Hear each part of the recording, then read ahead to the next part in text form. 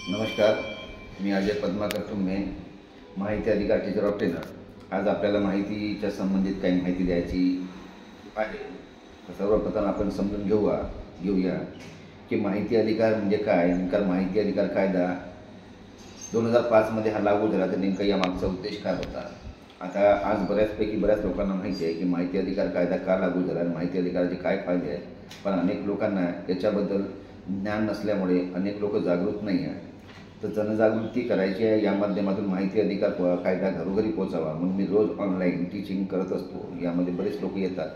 अनेकांना आजपर्यंत माहीत नाही की माहिती अधिकार टीचर ट्रेनर आहे आणि महत्त्वाच्या गोष्टी मी त्या ऑनलाईनच्या माध्यमातून त्यांच्यासमोर सांगत असतो। माहिती अधिकार कायदा कसा वापरावा, कुठे वापरावा, कशासाठी वापरावा, नेमकं काय त्याचे फायदे आहेत आणि जनजागृती याच्यातून कशी करावी याबद्दल मी नेहमी माहिती देत असतो। माहितीच्या अधिकारामध्ये जेवढी सार्वजनिक माहिती आहे त्या कार्यालयामध्ये ज्या तुमच्या उपयोगाची आहे अशी सर्व प्रकारची माहिती ज्यातून तुम्हाला अडचणी येत आहेत। एखाद्या कार्यालयामध्ये एखादा दाखला घ्यायला गेला, त्या दाखल्याचे 50 रुपये जर कोणी मागत असेल, मग 50,000 रुपये 50 रुपये त्याला देण्यापेक्षा 10 रुपयाचे एक तिकीट लावून जर तीच माहिती आपण मागून घेतली तर आपले 40 रुपये वाचू शकतात। आणि माहिती अधिकार नेमका आहे तरी काय हे तुमच्या लक्षात येऊ शकते। यासाठी प्रॅक्टिकल होणं फार गरजेचं आहे। प्रॅक्टिकल होण्यासाठी तुम्हाला माहिती अधिकारामध्ये माहितीचे कायदे तुम्हाला शिकावे लागेल। याच्यामध्ये कलमा तुम्हाला समजून घ्यावे लागतील। त्यासोबतच माहिती कशी लावावी, कुठे लावावी, त्याचा विषय कसा असावा, त्याचा कालावधी काय ठरवावा, त्याच्यामध्ये मुद्दे कसे ठेवावे हे शिकणंसुद्धा तुम्हाला गरजेचं आहे। आणि माझं प्रशिक्षणाचं माध्यमच हे आहे की जास्तीत जास्त लोकांना माहितीचा विषय, त्याचा कालावधी आणि त्याचे मुद्दे कसे लिहिता येईल आणि त्यामध्ये सोबतच या टिपांचं महत्त्व काय आहे ह्या सगळ्या गोष्टी समजून देण्यासाठी म्हणून मी ऑनलाईन टीचिंग करत असतो। आणि ह्याच माध्यमातून अनेक लोक फसगत होतात, अनेक लोकांना योग्यरित्या माहिती मिळत नाही, अनेक लोकांना योग्यरित्या माहिती लिहिता पण येत नाही।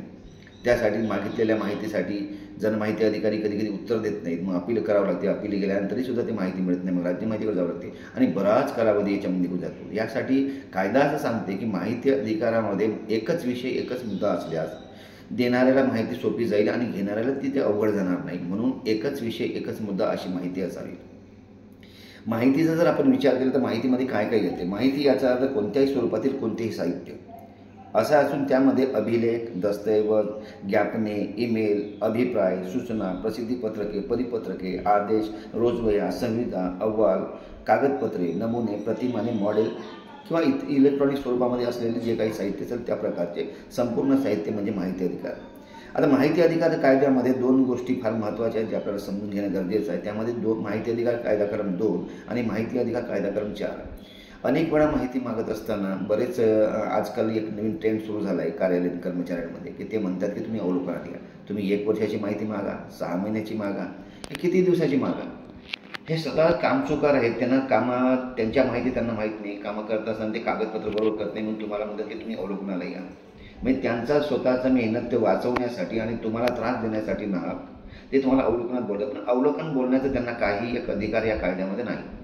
कलम 7-9च्या परंतुकामध्ये असं म्हटलेलं आहे की जर एखाद्या व्यक्तीनं व्यापक प्रमाणामध्ये माहिती मागितली असेल, अशा वेळेस ती माहिती नाकारण्यापेक्षा संबंधित व्यक्तीला अवलोकनासाठी बोलवून त्याला एक संधी द्यावी की त्याला कोणत्या कागदपत्राची आवश्यकता आहे।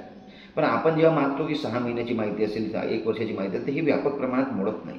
तरी पण अशा वेळेस लोक ही अवलोकनाला बोलतात। तेव्हा हे गरजेचं आहे तुम्हाला समजून घेणं की कलम 2 प्रमाणे माहितीचे अवलोकन करण्याचे अधिकार हे नागरिकांना आहेत।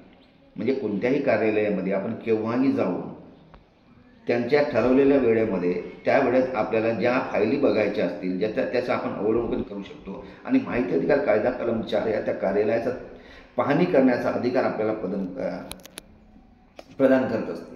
यानुसार तुम्ही अवलोकनाला स्वतःही जाऊ शकता आणि कलम 4 नुसार त्या कार्यालयाची पाहणीसुद्धा करू शकता।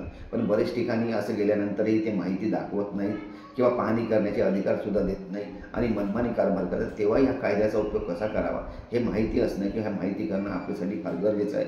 म्हणून मी नव्याने ही सुरुवात करते। आज सुरुवातीला माझ्याकडे भरपूर असे विभाग आहेत, विषय आहेत। जसं ग्रामपंचायत सर्वात प्रथम आज भारतभरात जर आपण विचार केला तर सगळ्यात जास्त माहिती ही ग्रामपंचायतीवर लागलेली आहे। पण ग्रामपंचायतीमध्ये एवढ्या माहित्या लावून आजहीपर्यंत कुठल्याही सुधारणा नाही झाली, तर मग कुठे चुकत आहोत आपण? त्या माहित्या बरोबर मागत आहोत का, किंवा माहिती मागण्यामध्ये आपल्याकडे चूक होत आहे? ह्या साऱ्या गोष्टी आपल्याला समजून घ्याव्या लागेल आणि ते मी आपल्यासाठी समजून सांगणार आहे। यासाठी माझा हा RTI टीचर ऑफ ट्रेनर म्हणून मी यूट्यूब चॅनल सुरू केलेलं आहे आणि आपणास माझी विनंती राहील की या चॅनलला जास्तीत जास्त लोकांपर्यंत शेअर करा, जेणेकरून त्यांच्यापर्यंत त्यांची योग्य माहिती पोहोचेल आणि याला सबस्क्राईब पण करा आणि याला फॉरवर्ड पण करा. यामुळे तुमचाही फायदा होईल आणि अनेक लोकांमध्ये जनजागृती आणि माझे जे उद्देश आहे लोकांपर्यंत जास्तीत जास्त लोकांना माहिती पोहोचणे ते पण साध्य होईल. बस, धन्यवाद.